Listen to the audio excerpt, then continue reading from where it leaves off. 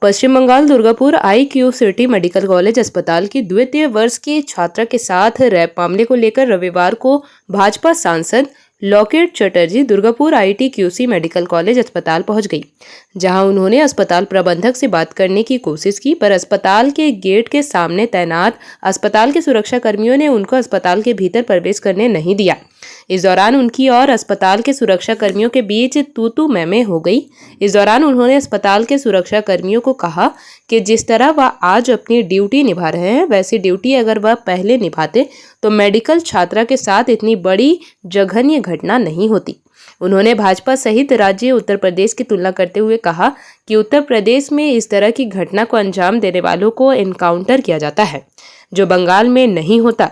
बंगाल में आरोपियों को अच्छे से जेल में बहुत ही हिफाजत और सुविधा के AC रूम में रखा जाता है और वोट के समय 10 से 15 दिन पहले उनको छोड़ दिया जाएगा। बंगाल में ऐसे आरोपियों का एनकाउंटर का जगह नहीं, यही है राज्य का नियम। उन्होंने यह भी कहा कि क्योंकि ऐसी घटना कुछ बिहार से मालदा के जलपाईगुड़ी से बीरभूम से लेकर दुर्गापुर तक जब भी घटना घटती है, वह उत्तर प्रदेश और मणिपुर को बीच में ले आती है। राज्य की मुख्यमंत्री अगर प्रधानमंत्री होती तो वह देखती, उनको उत्तर देती। बंगाल की जनता ने उनको वोट दिया है, वोट देकर उनको राज्य की मुख्यमंत्री बनाया है। यहाँ की महिलाओं ने भी उनको वोट दिया है, इसलिए बंगाल की बात को बंगाल की मुख्यमंत्री को सोचना और समझना होगा। দুই অভিযুক্তের একজনকে পুলিশের গুলি যেতে হয়েছে। এখান থেকে প্রশ্ন উঠছে ডক্টর হচ্ছে নাবালিকার গণধর্ষণ এবং সেখানে এনকাউন্টারের যে প্রশ্নটা, আপনি কি বলবেন? নিশ্চয়ই আমার মনে হয় এখানে কোনো রাজনৈতিক ঊর্ধ্বে ওঠা উচিত। আমরা বারবার বলি আমরা ভারতীয় জনতা পার্টি আমরা রাজনীতির ঊর্ধ্বে উঠে বিচার করি, কি এখানে রাজনীতিটাই ওইখানেই আটকে যায়। আপনি দেখুন উত্তরপ্রদেশ, দেখুন আজকে সেখানে এনকাউন্টার হয়।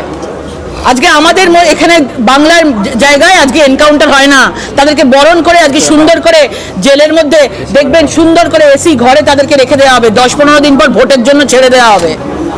এটাই হচ্ছে বাংলার নিয়ম। বাংলায় আর এনকাউন্টারের জায়গা নেই। দেখছেন না পুলিশের ভূমিকা, 4 জনকে অ্যারেস্ট করে রেখে দিচ্ছে, তাকে সেফ করে রেখেছে। আমরা থাকলে এনকাউন্টার করতাম, আমরা থাকলে এনকাউন্টার করতাম। একটা এনকাউন্টার হলে আর কারুর সাহস হতো না। জানে যেদিন ধর্ষণ হবে সেদিন মৃত্যু অনিবার্য, যেদিন গণধর্ষণ হবে সেদিন মৃত্যু অনিবার্য। এনকাউন্টার হতো। আজকে মুখ্যমন্ত্রী যদি আরজি করের বিচারটা ঠিকঠাক করতো, তাহলে একজন ডাক্তার মেয়ে, একজন শিক্ষিত মেয়ে দুর্গাপুরের মতো একটা জায়গায় ওড়িশা থেকে এসছে, ভাবুন ওড়িশা থেকে বাইরে পশ্চিমবঙ্গের মান সম্মান রইল, মাথা হেট হয়ে গেছে।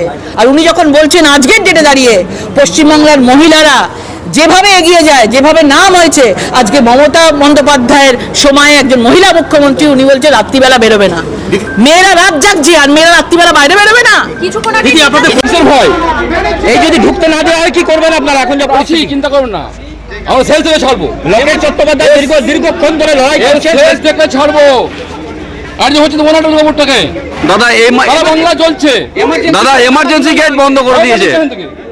একদম সম্পূর্ণভাবে কিন্তু পুলিশ রয়েছে বাইরে, তালা দিতে হতো না, ভয় বাঁচতে পারবেন না, থেকে কোনো ভয় বাঁচতে পারবেন না। এর সেই থেকে ছাড়বো আমরা থেকে কোথায় করবেন কি? দাদা এমার্জেন্সি গেটের মতো একটা গুরুত্বপূর্ণ গেট বন্ধ, ভয়ে কাঁপছে। মানে মুখ্যমন্ত্রী বলে দিচ্ছেন, তাই দরজা লাগিয়ে দিচ্ছে, চাবি লাগিয়ে দিচ্ছে, পুলিশ লেগেছে, গুন্ডা লেগেছে, আর পালিয়ে বলতে পারবার লোক বিজেপি নয়। আমরা আছি, এর সেই দিকে ছাড়বো। যে ঘটনা ঘটেছে নক্কার যে ঘটনা, মুখ্যমন্ত্রী পদত্যাগ বলছি আমরা। এই মুখ্যমন্ত্রী থাকার পরে বাংলায় ঘটনা ঘটবে, প্রতিদিন ঘটনা ঘটছে, বিচার পায় না, কেউ শাস্তি হয় না, গ্রেপ্তার হলে পরে ছেড়ে দেওয়া হয়। মাননীয় মুখ্যমন্ত্রী প্রধানমন্ত্রী তার নির্দেশে ঘটনা ঘটছে। রাত্রেবেলায় বেরোতে মানা করা হচ্ছে। রকেট দিয়ে এসছেন দেখার জন্য, আজ অসুস্থ মহিলা রেপ করেছে, গ্যাং রেপ করেছে, দেখতে এসছে, তাড়িয়ে দিচ্ছে।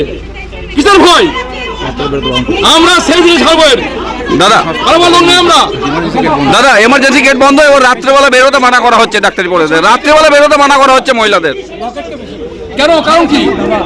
বাংলার শান্তি নেই, বাংলার পরিবেশ নেই। ওই মায়েরা বের হতে পারছেন না, কেউ বাজার করতে যাবে, কলেজ যাবে, কেউ টিউশন যাবে, দিতে হবে না। এ লজ্জা কোথায়? এর নামে কি বাংলা? এই বাংলা চাইছিলাম আমরা। লজ্জা হয় না মুখ্যমন্ত্রীর? মুখ্যমন্ত্রী পদত্যাগ করা উচিত। এই যে মাননীয় মুখ্যমন্ত্রী মহিলা হয়ে পড়ো প্রতিনিয়ত বাংলা বোধ হচ্ছেন, খুন হচ্ছেন, রেপ হচ্ছেন, বিচার হয় না, ফাঁসি হয় না, গ্রেপ্তারে ছেড়ে দেওয়া হয়। এই লজ্জা, বাংলার লজ্জা, বাঙালি লজ্জা, দুপুরের লজ্জা, এর বিরুদ্ধে বিজেপি নেমেছে রাস্তায়। আমি পরামর্শ করছি, কাল ধর্ণা শুরু হবে, কাল ধর্ণা শুরু হবে। সুব্রত অধিকারী আসছেন, ওপেনিং করতে হবে না, লাগাতার কেউ না কেউ আসবে, মন্ত্রী আসবেন, এই ছেড়ে দেবো আমরা, এর শেষকে ছাড়বো আমরা। जेपी भारत लाइव, भारत की बात जेपी के साथ। वीडियो को लाइक करें, शेयर करें और चैनल को सब्सक्राइब करें।